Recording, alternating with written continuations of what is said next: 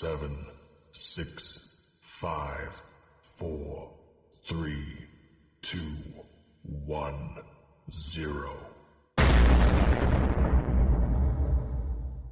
Ladies and gentlemen, we are live!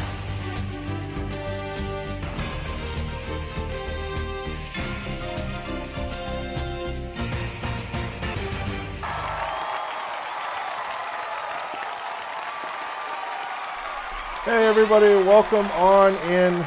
Welcome to the second episode of GTR. Welcome in. Hopefully your Thursday is going well. Raven, thank you so very much for the host. Welcome in. Odie, thank you so much for the 13 months of continued support. I do greatly appreciate it. Yeah, Odie found a button. Odie was supposed to be just sitting there, but Odie found a button. But welcome on in, you guys. Hopefully you are doing well. Tonight's special guest is going to be an amazing one. We've got Odie with us tonight. Luckily, it took some time, but I did convince Odie to get rid of his troll cam. So I know for those of you that know Odie, if you are in his streams at all, for channel points, Odie has a side troll cam. But I can guarantee you 100% tonight on this show, side troll cam is not going to be there. So we did it. It took me some time. It took me some working back and forth to finally convince Odie to get rid of the troll cam. But yes, no troll cam is going to happen tonight. Not a side cam. So I'm looking forward to that. So much appreciated, Odie, OC. Wow, English is going to be a thing tonight already. And also, I don't know if she's here yet, but I need to thank Pookie for allowing me to take this time from Odie to do this podcast. So if you are in the stream watching, very much thank you for that. Promise I will have him to you in like a half hour, 45 minutes. I guess depending on how long Odie can talk, but if anybody that knows Odie, putting Odie on a restricted time limit as far as talking can be a challenge sometimes, but so I was kind of looking around tonight, getting things ready. We're going through today's history. Today in history, came upon a couple interesting things. So in 2001, U.S. President George Bush, wow, there she is. Welcome in, Pookie. Good to see you. And yes, thank you very much for lending me Odie for a couple minutes. So we're now going to change names. So U.S. President George Bush announces the establishment of the Office of Homeland Security. So October 8th, 2001, Homeland Security finally came a thing, and that was President Bush, not Butch. We got 1915, the Battle of Loos on World War I Western Front ends. The German forces were actually able to contain the British attack. That battle in itself seen 85,000 casualties. It's crazy. Like when you look at numbers and the death toll going back into like World War I and World War II, like I know for me 85,000 people would be a quarter of the population of the city that I live in. Wow, today it's just going to be one of those days today. Today in music, 1971, John Lennon releases the mega hit single Imagine. October 8th, 1971. Famous birthdays today. Matt Damon celebrates his 50th birthday today. And Bruno Mars is celebrating his 35th birthday today. So for any of you guys that celebrate your birthday on October the 8th. And then famous deaths, 1973, Mr. John Hancock passed away. where the whole he must have. I wonder if he passed away signing something, like how the whole put your John Hancock here kind of came to be. But the man that was brought in that phrase passed away today, October 8th, 1793. So I seen a post in Discord the other day. I think Alex was the one that actually posted it in. But it was a post about snow. And as many of us are on the brink of being blanketed in snow for the next 5 or 6 months, I guess, depending on where you live. I was looking, and Scotland has 421 different words for snow. Like, I'm imagining not all of them are proper words, but yeah, 421 words for snow. Stars, welcome on in, Stars. How are you? How is your Thursday? But I know, like I have a few words for snow. There's snow. And then I usually use other words to emphasize snow. But usually here it's just snow. So some examples is snezzle, to start raining or snowing. Pfeffel is to swirl. Flink drinking is a light snow. So those are 3 examples. But yeah, they've got 421 words to describe snow. Like I said, some of them are probably not family friendly, but Samsung phones, I know people in general with their cell phones, a lot of them will put their cell phones in their back pocket. Samsung, when they actually do their tests for phones, they have built themselves a butt robot. so it's a robot actually in a shape of a butt, and they use it to test their phones because so many people stash their phones in their back pockets that Samsung has created a robot that is shaped like a butt. And yes, it even wears jeans.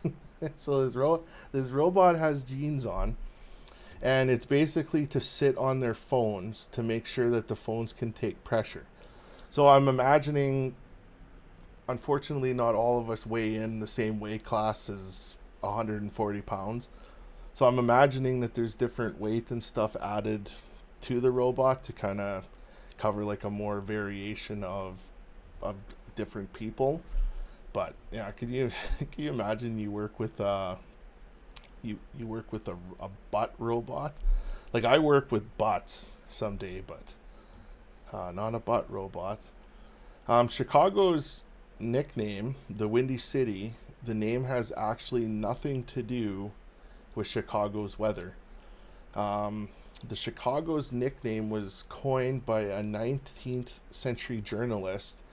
They were referring to the fact that its residents were windbags and full of hot air. So nowadays when you hear people talking about the Windy City, and for me, I always thought it was because it was windy in Chicago. But nope, it's apparently because Chicago's filled with a lot of windbags and people that are full of hot air. The robot needs fired because it definitely shattered my sound. So it may have been one of those things, because I know with mattress testing, like when they're testing a mattress, basically they'll just have like those cylinders that push down into the bed to test the different coils and stuff for a mattress. So there maybe is a possibility, but if you want, Pookie, I'll send you the link later for the Samsung test phone durability thing. So if you go to Samsung, you're like, hey, you owe me a new phone, and they're like, why? And they'd be like, well, it'd be like I was listening to this Twitchcast the other day, and it happened to say that your robot is supposed to fix from the phones being broken. Armadillo shells are bulletproof. In fact, one Texas man was hospitalized when a bullet he shot at an armadillo ricocheted off the animal and hit him in the jaw. Can you eat an armadillo? I don't know if you can actually eat an armadillo, or if you just Like, would an armadillo kind of be like a pest? Like, I know up here with like beavers and stuff like that, we'll try to get rid of them because they are a pest animal, but I've never actually heard of anybody eating an armadillo. I've never been able to switch to, not that there's anything wrong with Apple. I've always kind of stuck true to Samsung. But I don't store it in I store it in my front pocket, which I guess you never really sit on your front pocket, but I'm thinking it's sometimes the way I bend down. It's at some point it's only a matter till that screen blows off. The longest, for those of you that are fluent in English as I am, the longest English word is 189,819 letters long. They're not going to spell it out, although, you can read it here. Let's give it a try.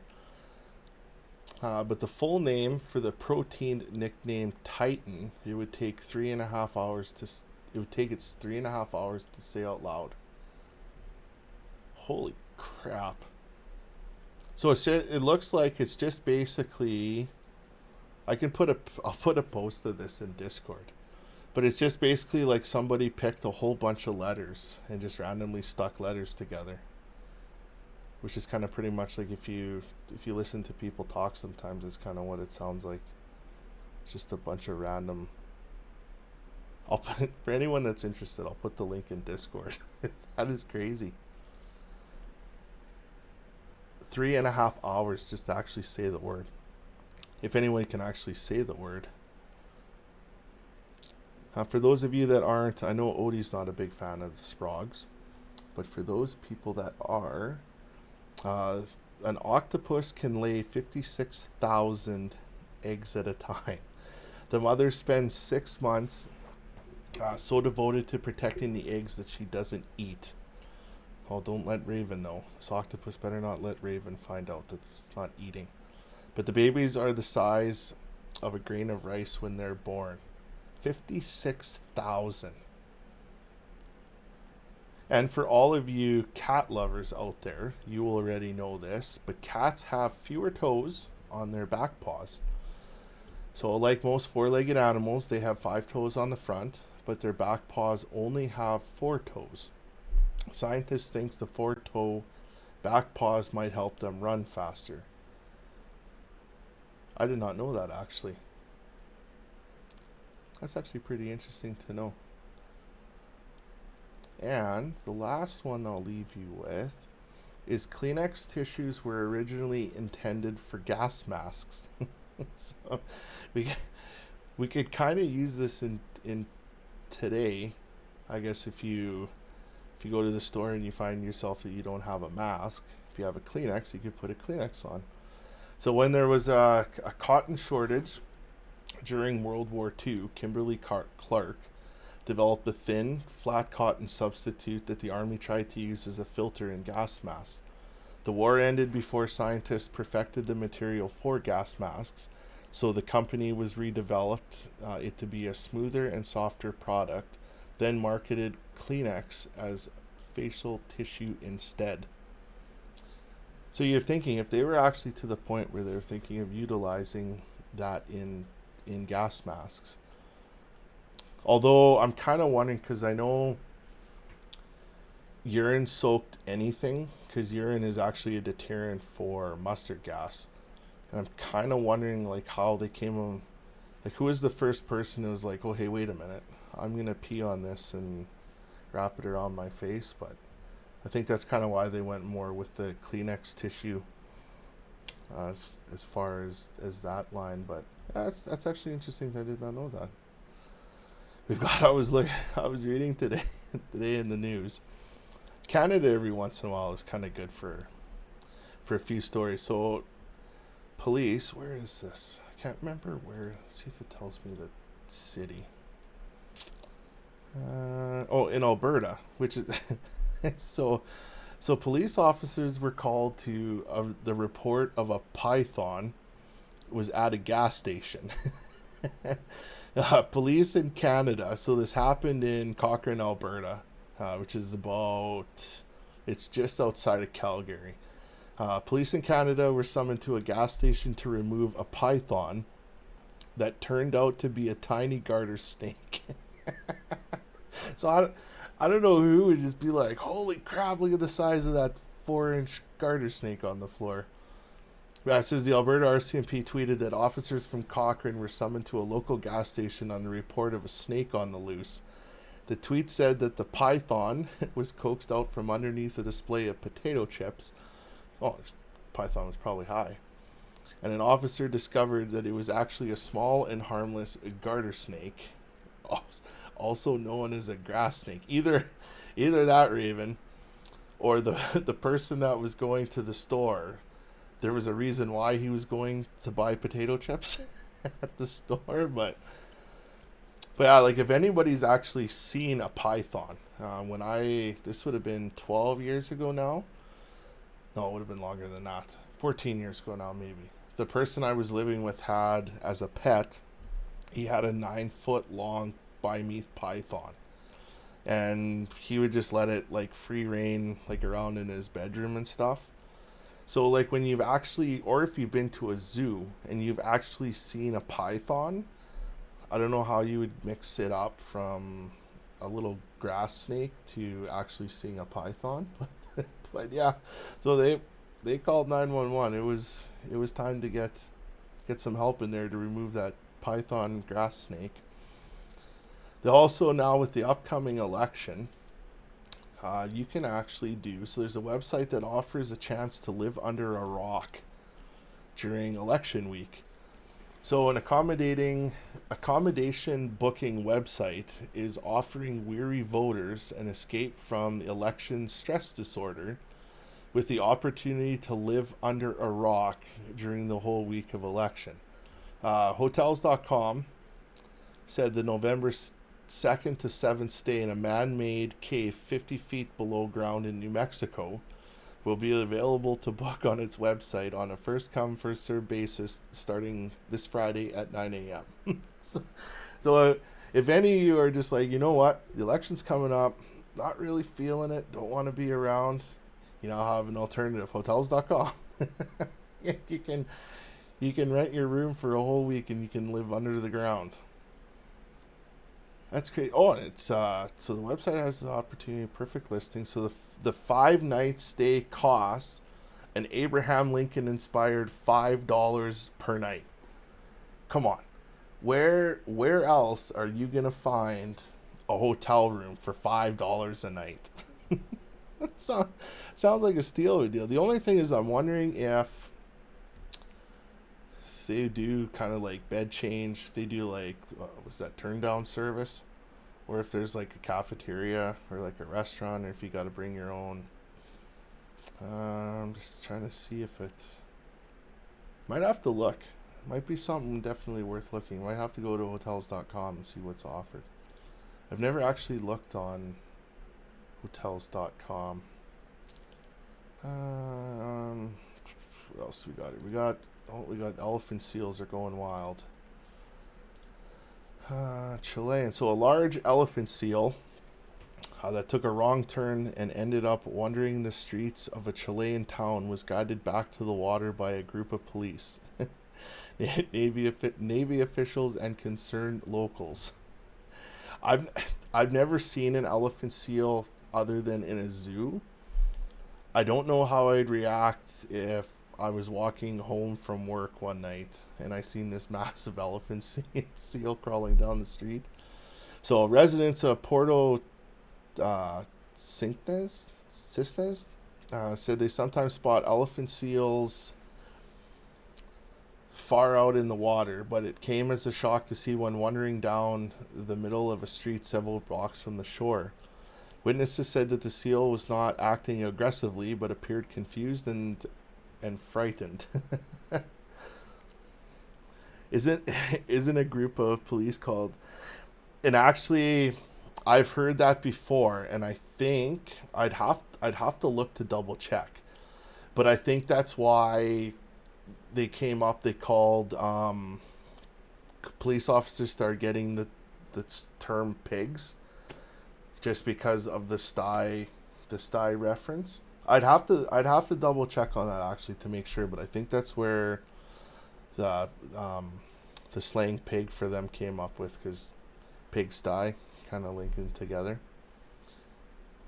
But yeah, so this poor elephant seal, they ended up getting it. They conversed it to go back to water, but there was a large group, a large sty group came and helped get the elephant seal back to back to the water. Ooh.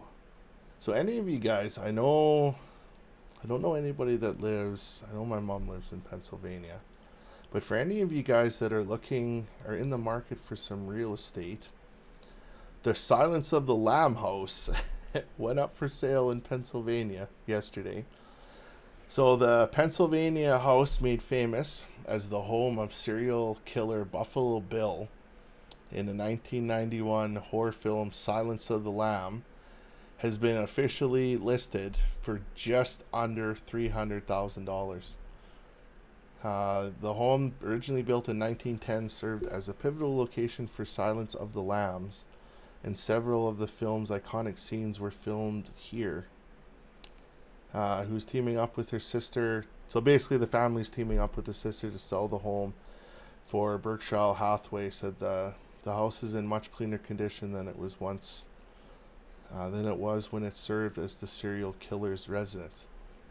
So for any of you guys that are looking, and I also think too, I'll have to double check, but I was listening to a podcast last night, and I believe the Amityville horror house is still on the market for sale. For some reason, they have a problem selling that home, which I don't really blame them. But it was interesting because in this podcast they were talking about, they kind of went through the whole initial investigation, kind of like after people started saying that there was stuff wrong at the Amityville residence. And yeah, I think ever since then the house has been up for sale, and they actually haven't been able to keep actual tenants in there. But yeah. So, without any further ado, so tonight's guest, like I said, many of you guys already know him. He goes as Odie with a 0, Odie with an O. I've also heard him referred to as Zero Die, the Lurk King, and the Troll Master himself. Like I said, we've somehow been able to convince him into getting rid of his side troll face cam. So tonight only, luckily for us and luckily for you guys, we're going to get to see Odie in all of his glory. And the one nice thing, just to let you guys know, Odie did get a haircut. He's actually looking really good. So without any further ado, let's pop in. Let's make sure Odie's got pants on. Hello, sir. Are you there?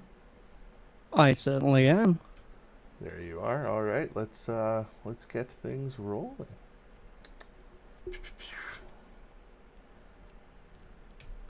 So there you have it, guys. Like I told you and promised, the side troll face cam. I convinced Odie. It's costing me probably about 6.5% royalty on this one, but we were able to convince Odie to get rid of the troll face cam. Here's the proof. This is the troll cam. It's not even attached. So we did get rid of it. Odie, thank you so very much for coming in and hanging out with us tonight. One of the things, the pleasure is all yours. Well, I know it is. And the pleasure is maybe a little bit yours. Probably way more mine than yours. But I know I've been wondering, I've known you now probably about 13 and a half months. Ever since I've met you, you've played Minecraft. What brought you to the world of Minecraft? Well, first of all, I'd like to shout out my daughter, Pookie. Yay, daughters. So, Minecraft.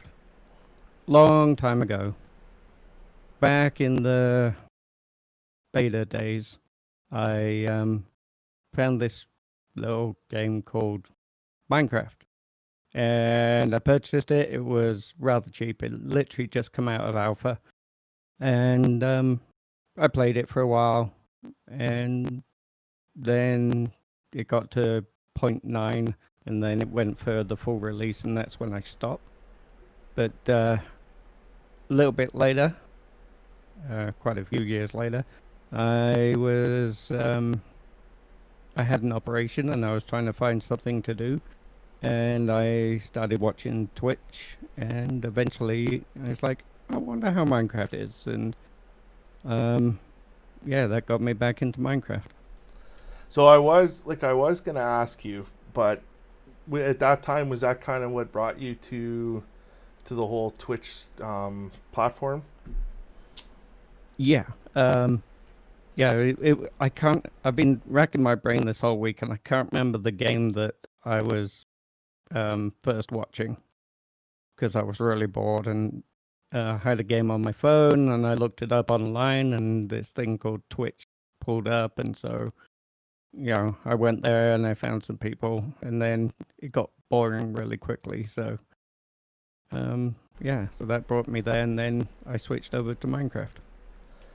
So with you playing Minecraft, how did you end up finding the Insist community, and what ended up making them decide, hey, we need this guy on our team? Because I know you're not really a builder per se.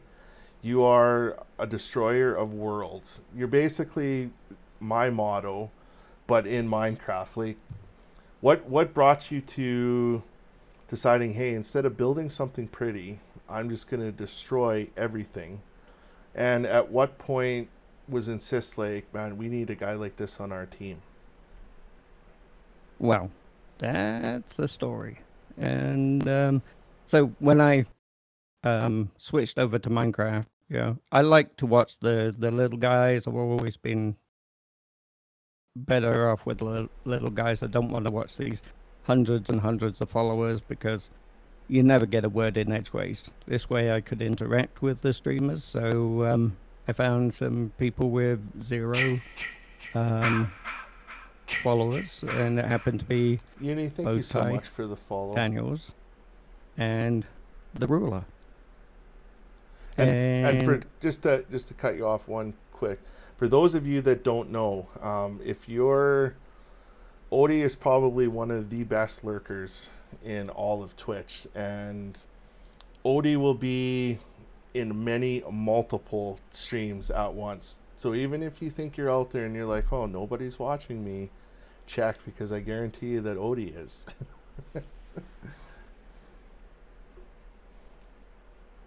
So, I chatted with them and interacted, and they were doing this ultra hardcore stuff. And they were absolutely terrible at it, which was what made it so much fun. And then they, and I was there from pretty much the beginning. So eventually they're like, okay, we're going to stop this because we're terrible.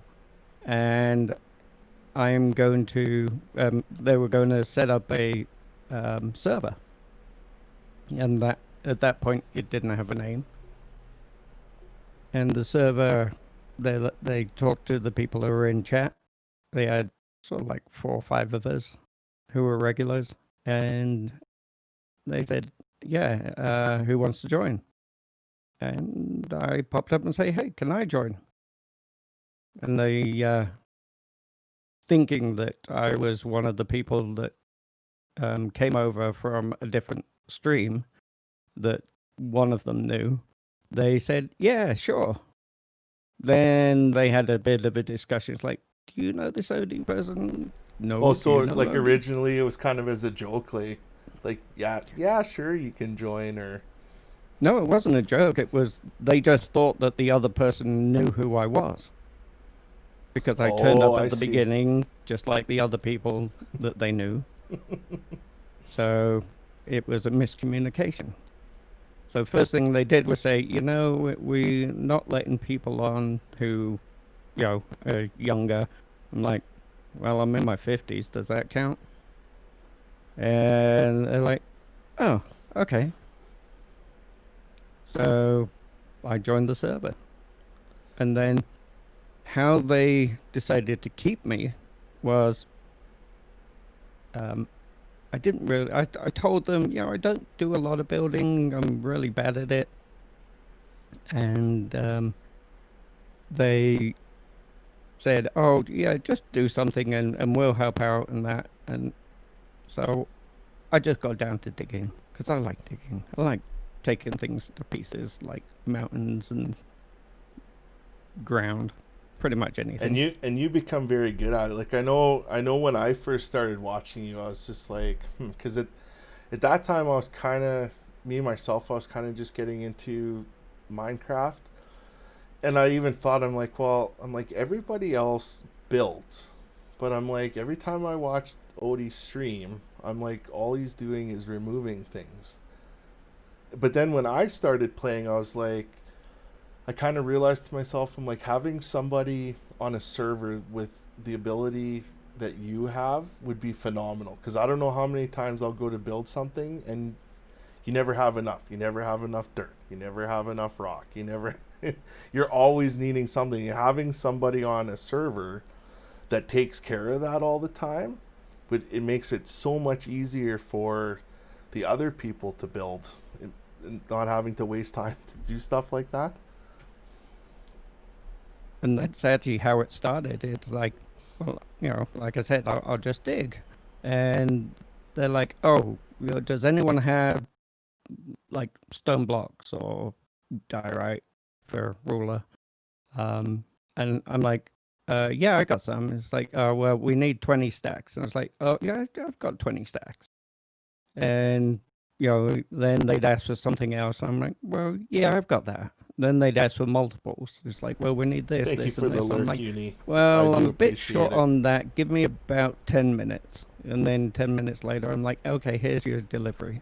And they're like, okay, this works.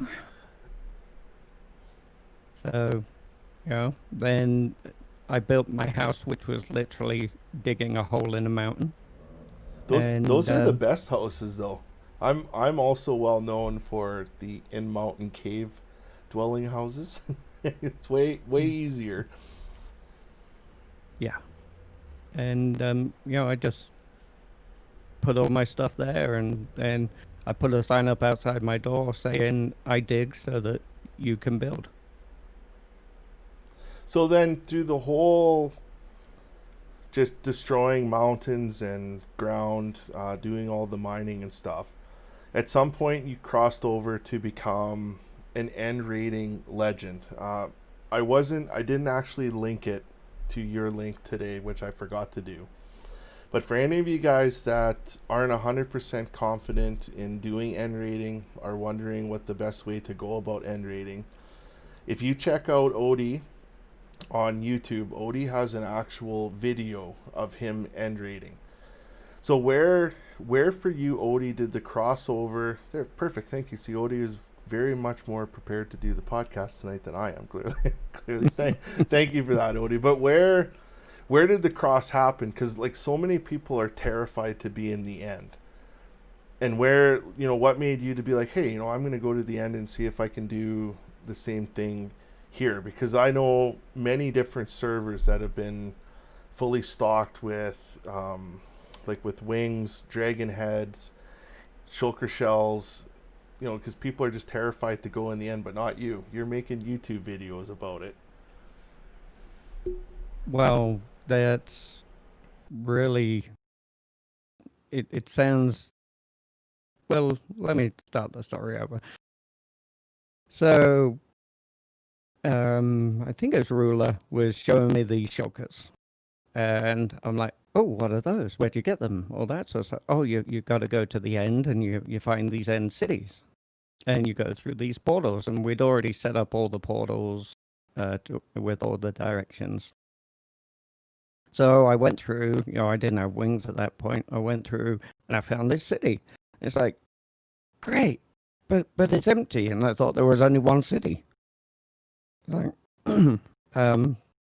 well, that's ruined it. And I went back and it's like, oh, I can't find any shulkers. And eventually I started looking online and found out there were actual lots of cities out there. So, I used blocks and I found a city and I found one with the boat and I got my wings and I practiced and I did this, that, and the other. And eventually, because I didn't have anyone to teach me, I didn't realize people go in there guns blazing, hacking and slashing. I'm standing back here, I got a bow and arrow, and I'm just going to start taking pot shots at them. And then learning where they were and how they moved around and stuff like that is pretty much how I perfected it. And yeah, I didn't look up anything online for how to do it. Otherwise, I'd have been hack and slash like everyone else. Because then self-taught. Because I know, like, when I first, like, my very first time in the end, I was terrified. After, like, watching your video and seeing that, it's not really anything to be scared of. Like, you just kind of follow the same routine as you would fighting anything else. It's kind of like the same as the dragon. Like, the dragon's going to go through the same pretty much set of mechanics every time.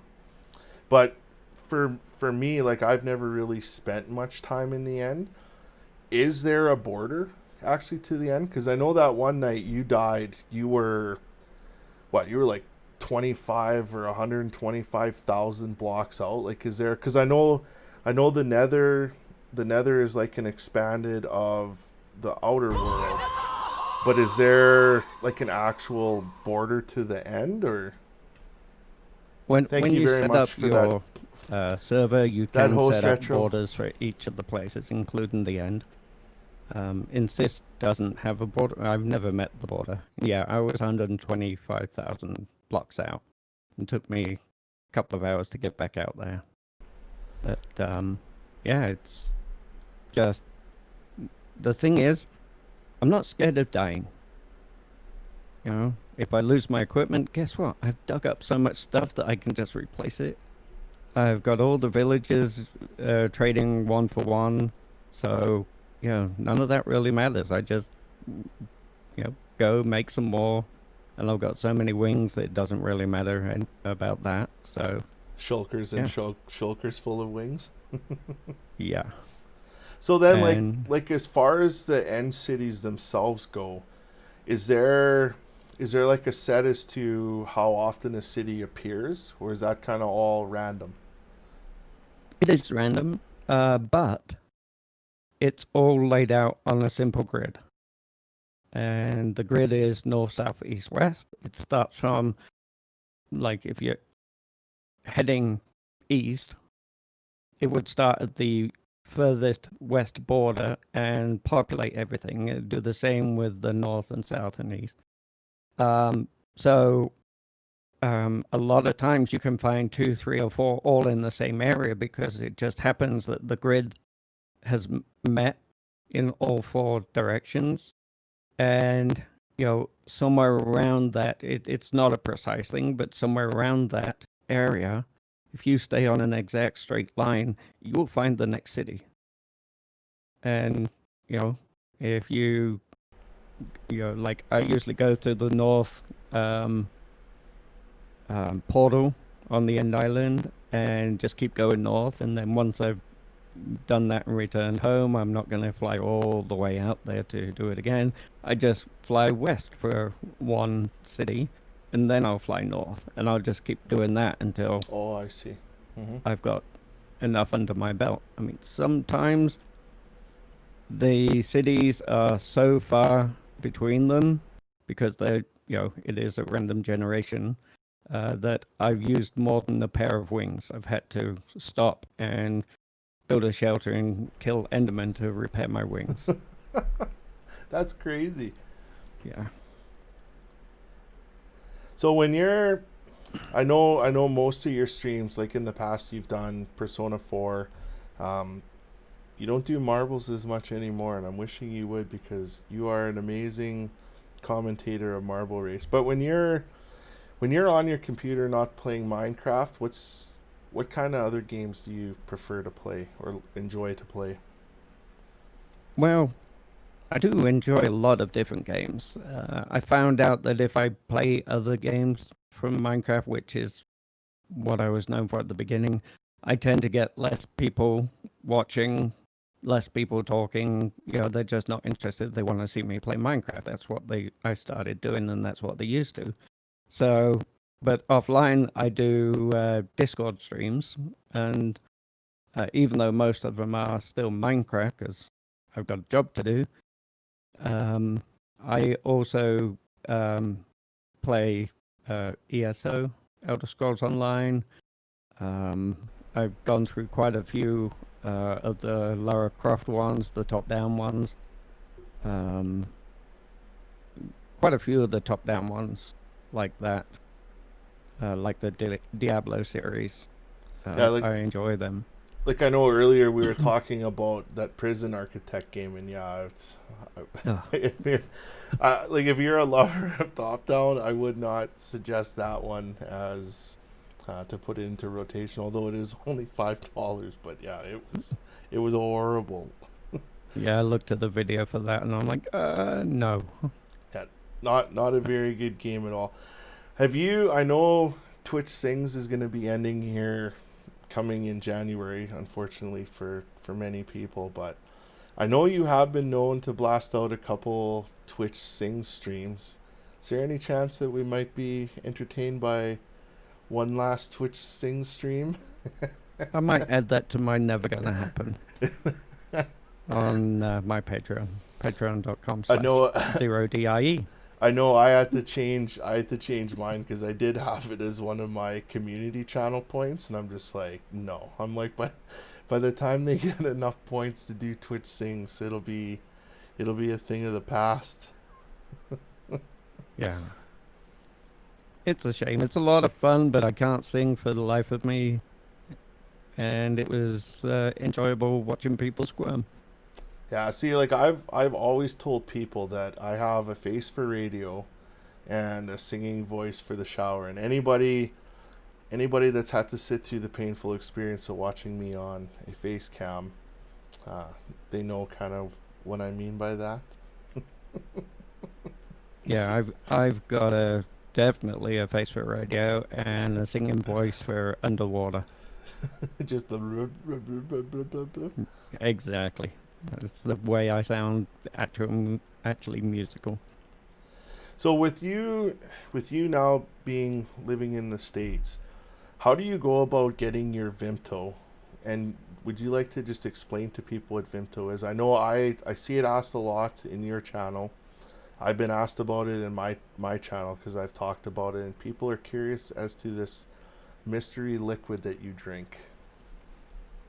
Well, yeah, it's a company that pretty much they bought a few minor companies, but they pretty much exist just for Vimto. It's a cordial, which means it can be diluted with water. And it's raspberry. Let's have a look. This is it. Raspberries, blackcurrant, and grapes.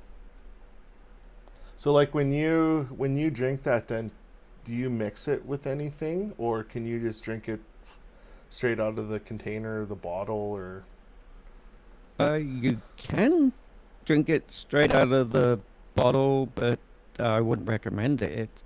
I think it's 7-1, so 1 part Vimto, 7 parts water is the recommended dilution. So you'd probably get diabetes real quick if you drank the undiluted stuff. just to cater the beatus. Yeah. All right, But, so I get that from Amazon now, but it used to be a specialty one. I used to have to drive from Columbus, Ohio to Dayton, Ohio, just to get Vimto. It had to be imported and all the other stuff. But now they actually ship it en masse to Amazon and sell it through their reseller options. yeah, because I know when I first started watching you, Like I had looked, I think it was on Amazon Canada, and at that time you couldn't even buy it. I know now that they do offer it, but I believe it ships straight from the UK, and it's a lot. Like I know for shipping to come here, it's a lot. Yep, it's got a lot cheaper. I used to pay $7 a bottle, and I think it's down to like 2 or 3. Not 100% sure, but it's relatively cheap. I mean, in the UK, it's really cheap, but over here, not so much. So I know there might not be a lot of time left in a day, but when you're not playing Minecraft, when you're not streaming, when you're not Discord streaming, or lurking, what are some things that you enjoy doing in your off time? Like if you've got some time just to sit down and unwind, are you like a Netflix junkie? Are you a sports junkie? Or sorry, a sports ball junkie? Yeah, I'm really into sports ball. I watch all the sports balls, including the balls and the not round ball sports balls. That's always takes up a substantial amount of my day. But normally, yeah, I have someone's Netflix password, so I use that from time to time. But really, I like to watch a lot of movies and a lot of British TV shows. I also listen to a lot of podcasts. I've been actually, this about a year and a half ago, I worked through the IT crowd, and I've actually been watching it again. There's something about the the IT crowd that makes me laugh every time. Yeah. So It's we did. turn it off and on again. Did you try turning it off and on again? So once again, chat, like we did last week, I would love to open up this opportunity to you guys. If you have any questions that you would like to ask of Odie, now is your time to do so. Any questions, make him sweat. And if chat doesn't have any questions to ask you, then I have some more to ask you. Wow. This is exciting. The waiting for people to ask questions. See, I'm wondering if we sit here long enough, if we can kind of make them feel guilty for sitting here long enough, and then if they'll maybe just ask. So, because like I find this hard to believe. Like apparently Raven doesn't have any questions. I find that hard to believe. Raven. Well, she does ask questions all the time, doesn't she? I know. I know you were talking about sports ball, and I was I was actually very, very intrigued. Was it last night or the night before when you actually were talking about sports ball? I was just like, man, that is a guy that has a lot of knowledge of sports ball. So, Pokey would like to know if you hate Pookie. Yeah, Pookie. So we've already established today that English is not my first language. If you hate Sprague so much, why did you adopt me? Okay. Ooh, this is a very good question. Turns out, Sprogs stop being a Sprog when they get to the age of about 25. And you were around that age, so I was okay adopting you at that point.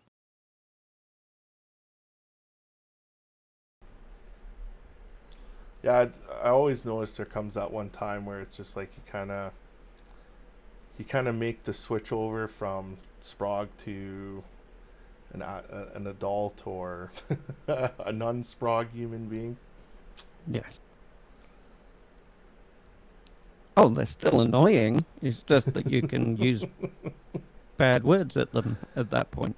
You can use bad words, and then you get them. You can make them do chores and stuff for you, so that you actually don't have to do them yourself. Exactly. No, they're still as annoying. They're just grown up annoying. I know that was even like me too. Like I'm pretty sure when I was born, my parents didn't think that for the next 35 years of their life, they would have to make sure that I stayed alive. Well, you do play with matches, so what can I say? Well, sometimes you have to. I know I was talking when I was streaming earlier today. We were talking about playing with matches, and if you give people the ability to start a fire at some point, eventually they're just going to end up lighting themselves on fire.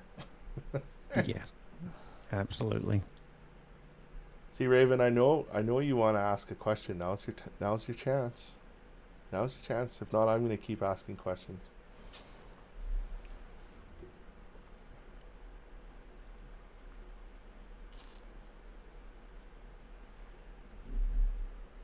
All right, well, I'm just going to ask questions. And so this would have been a few months ago now. You came up with your words. It was the limb emote, the heart for the amputee emote, and then recently you came up with the Greg emotes. You want to just kind of walk us through the amputee emote? Sure.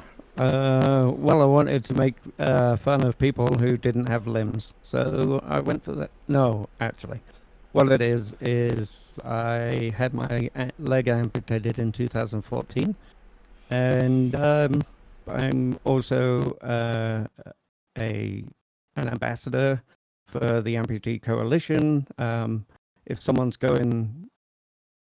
about to go through an amputation or has just gone through an amputation, instead of being like me, where I was just left with not knowing what's going to happen, what to do after the fact, anything like that, I go out and I talk to them. I do it over Skype now because of certain factors. But yeah, I set their mind at ease. I let them know what's coming. And so I'm proud to be an amputee. And I know for a lot of people that that deal with stuff like that, knowing that they have that option and that place that they can hang out. I know, like, being in your channel, I've seen a couple people that have come in that are amputees themselves and have found that safe place to hang out, just by you sharing your story and talking about the experiences and stuff that you've been through. So I thank you for allowing people to share that with you and to find that safe feeling in your channel. So, Well, there's also something went wrong with my nerves, and a couple of years after my amputation, I got some extremely bad nerve issues, and so I've been through a lot of pain, and there's a lot of people out there who are in pain, and if you talk to normal people, they don't understand. So being out there and letting people know that I'm in pain means that, I've had people contact me after a stream and say, hey, do you mind talking? And I can talk to them and really help them with their pain issues, even if it's just someone that understands when they say what they're saying.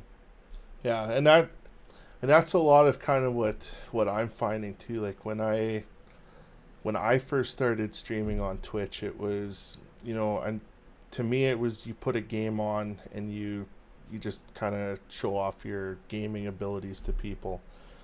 But I know I've learned over the year and 2 months or whatever that I've been on Twitch that it's so much more. Like, you provide so much of a different service to so many different people. And like I've told people in my chat, like, my DMs are always open for people, like if they have issues or if they need to talk, and just being able to provide a safe and welcoming place for people is, especially with everything that's going on in the world now and stuff, like, sometimes people just need the ability to find a safe and welcoming place to turn their brains off for 9, 10, 12 hours like you usually tend to stream. But I find that, like, when people ask me, they're like, well, how do I start, I want to stream. And it's like, well, you do, but you have to also kind of understand the responsibility of being a streamer. Like, yeah, you can just turn your game on, but you have the ability to provide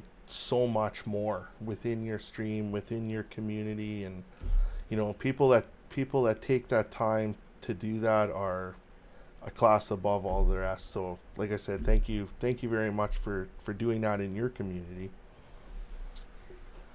And I'm all about community. I'm all about the little guy. I still go and find those guys with the 1, 2, and 3 people, and I'll raid those people. I want to show them that there's a better life out there if you just stick at it. And it's completely changing for them, because if you've got someone that streams to one viewer or two viewers all the time, it might, it gets to the point where it might be like, well, is this something for me? Is this something that I want to do? And then all of a sudden you get a raid that comes in of even 10 people, 8 people, 6 people. You're quadrupling the numbers that are watching that person, and that's huge for somebody. Yep. And when you bring 30, 40 people into one of those channels, yeah, it really spurs them on. I've seen people change from being boring streamers because they're basically talking to themselves to becoming really interesting people because they're actually talking back. Their viewers are talking back to them, and it's good to see that, and it's nice to help someone in that way. So when you redesigned, what brought on the inspiration to redesign your dog emotes? Fred, not Greg. Fred. Um, I I just had random emotes out there, and I didn't have a overarching theme, so I got with my guy who does my emotes, and I put all my older emotes on my um, points slots, but I replaced them with Fred so that I would have a single motif, because I've seen people that have like the same style, and it does look a lot better. So yeah, that's why I decided Fred was the way to go. I know when I first seen them, it was just like, man, those emotes are perfect. And then the fart, the F heart emote is genius. I absolutely love the thought behind it, and I love how it turned out. That was done by committee. I let my viewers have at it. It's like, I need one more. I'm going to let you decide. I need a heart emote. So go to town on it. And that's what they came up with. So And I it was find too, a like, lot of fun. once your emotes are in place, like, they can kind of also help people sub. Like, most of the time it's for you, it's for your community. But putting some time and some thought into your emotes can actually help people. Like, I know with me, my emotes kind of all seem to be Canadian themed, and like there's been people that I've had that have subbed to me just for certain Canadian theme emotes. So Yeah. Like I said, the old ones, people like the old ones, so I made sure I kept them. But even though I wanted a new direction, and yeah, people do like them. And you know, I was able with the points emotes to offer a lot more. So yeah, I'm glad they like them, and I do see them used from time to time in other channels. all right, I'm gonna give chat one last time. If you guys have any questions for Odie, I know Odie's running on a strict timeline tonight, but if you guys have any questions, I'll give you one last chance to shout out those questions to Odie. I think a lot of it is just people are nervous. they're, they're Well, I like mean, they're like, oh my yeah, god, they're like Odie and Gul'dan are actually communicating to each other in the same place. And I've got a face cam. Don't I look pretty? Well, see, I have my face cam on, and I noticed I was even commenting before we went live on the show that both of us actually went and we both got haircuts for the show Absolutely. tonight. So, Although you really need to do something with your eyebrows. They're just a little bit too fluffy. they grow in too fast, and it's kind of the same with my mustache. Like, I shaved it a half an hour before stream, and by the time I go live, it's already dealing what it is. Yeah, it's terrible when that happens.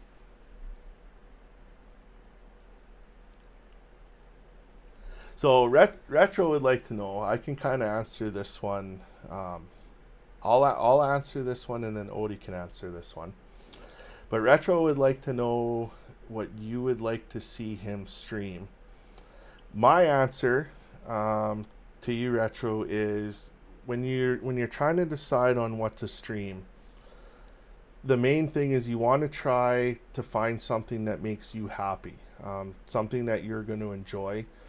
Because when you're going live, when you're streaming, you're also kind of putting on a performance.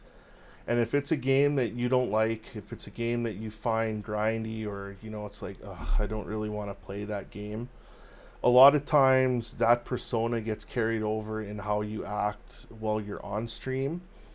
And people that are lurking in your chat, people that are interacting with you during your stream can pick up on that very quickly.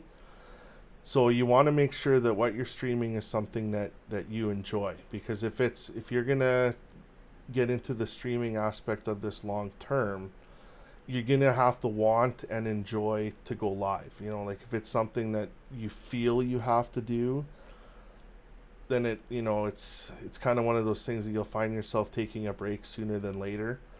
So in my opinion, from me to you, I would recommend finding a game that you enjoy. It may not be a popular game at that time.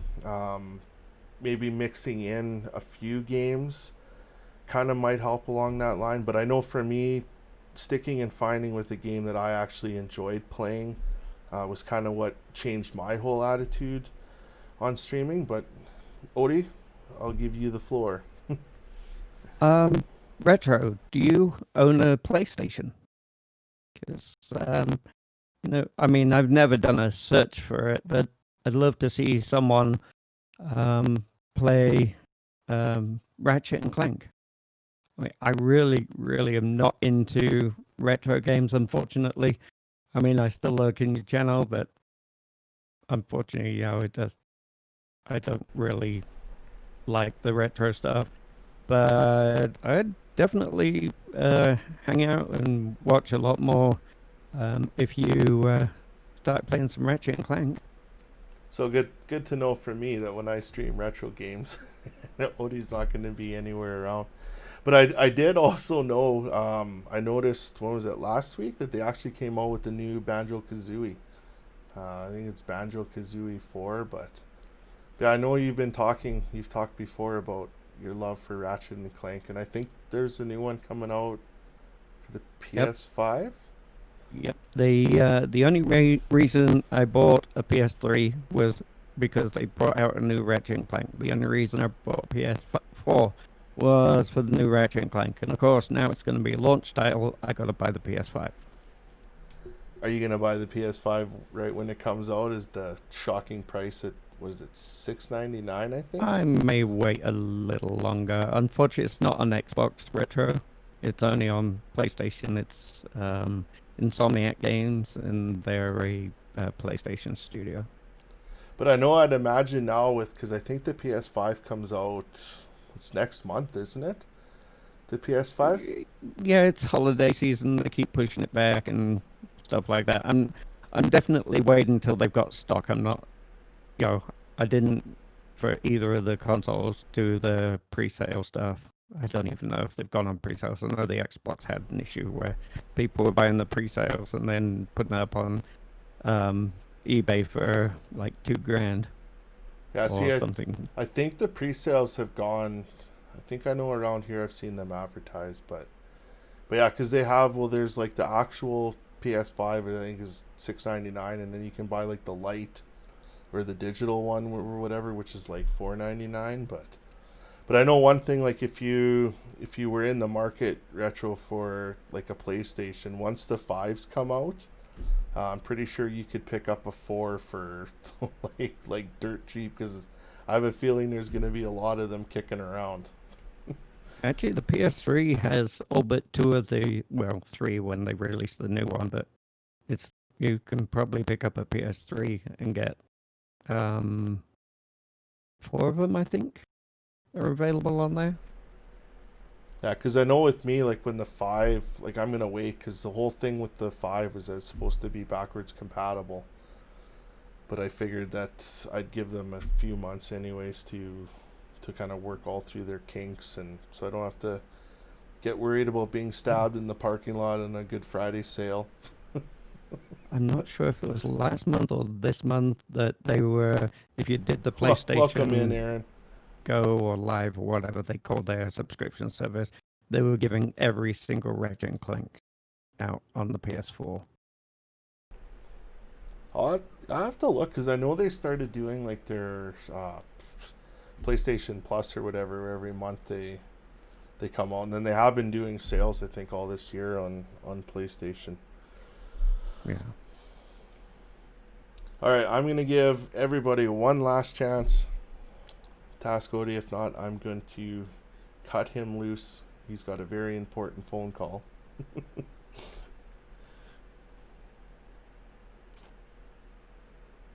Come on, people. What's the weather? Yeah. What's the weather been like there? Are you kind of getting close to winter, or are you typical Not close fallish weather? I'd say typical fall. We get down into the 50s overnight, but we're back up into the mid 80s during the day.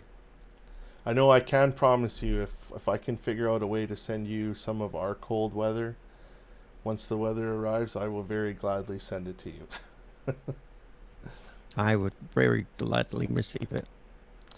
Alrighty, Odie, we've got a block in chat, so I just wanted to take this opportunity to thank you very, very much for coming on and doing this show with me. You know, it gives me a chance. Most of the people that are in here know of who you are, but you know, there are some people that don't, and just to give me the opportunity to kind of showcase people that have supported me from day one and continue to support me, as everybody's seen as soon as the stream went live. You know, I just wanted to thank you, and for all the support that you've shown me, for all the support that you've shown the small streamers. And we got a couple questions coming in. So you say that you typically don't like retro games. What was the first game you played that got you interested in gaming? Good question, Aaron.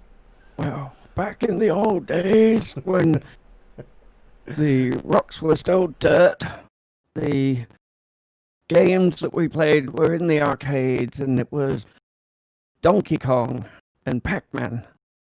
They're the ones that, it's actually, my brother got an Atari, one of the original ones, that had the cartridges, and he had the Pac-Man cartridge, and the few times I was permitted to play it, I really enjoyed it. So it's going way back to the original Atari cartridge games.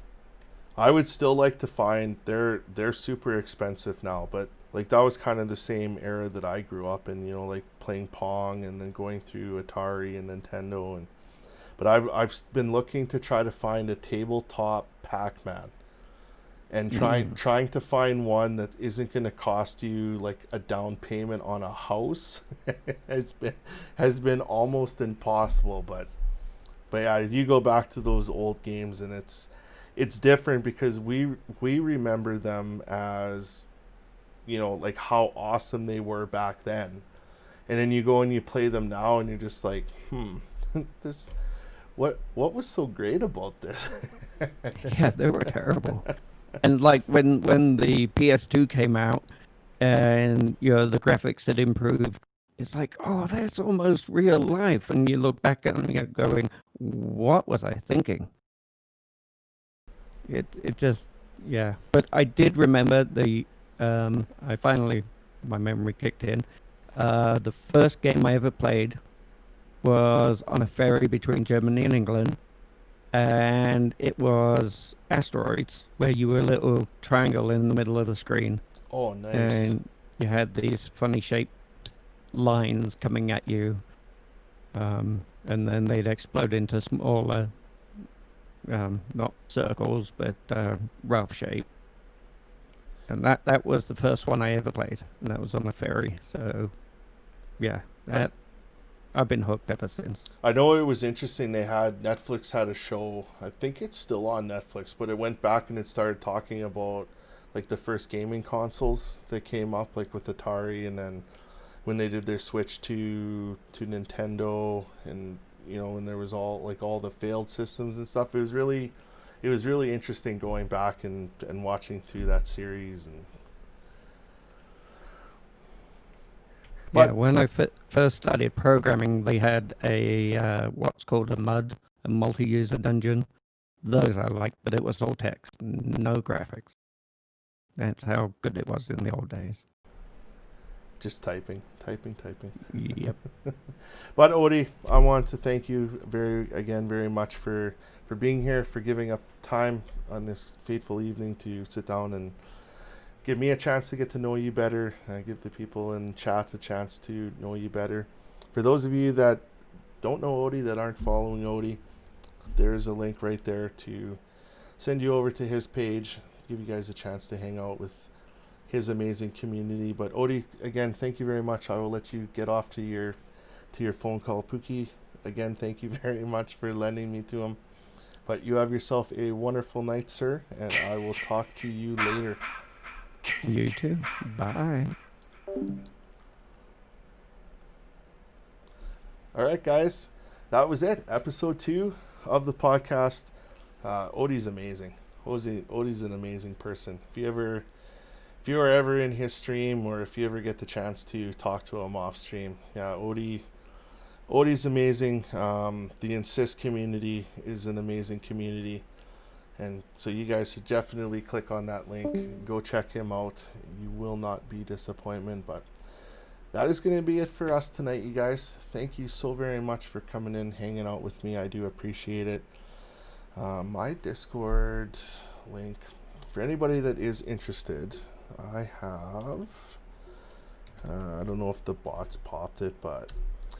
So that is my social link. That'll get you information to my Discord page, my YouTube page, which actually all podcasts are now being uploaded to the podcast, and to YouTube, and we are also on Twitter. So the next podcast, episode 3, will be going October 20th. That'll be a morning, and our special guest will be my puppy Taylor. It works out for her to do morning podcast sooner. So like I said, if you miss an episode or whatever, feel free to subscribe on to me on YouTube, and you'll be able to keep up with that. But you guys have yourself an awesome and amazing night. I wish you all the best, and for those of you that I don't talk to, you that are here from Canada, I wish you guys all a happy Thanksgiving weekend, and I will see you guys on the next one. Bye for now. You have been watching GTR, a Gouldon 7878 production. No animals were harmed in the making of this show. All guests on today's show drank the green goo willingly. All reproductions of this show are strictly prohibited. For more information on the show, check out my Discord page. Thank you all for watching, and good night.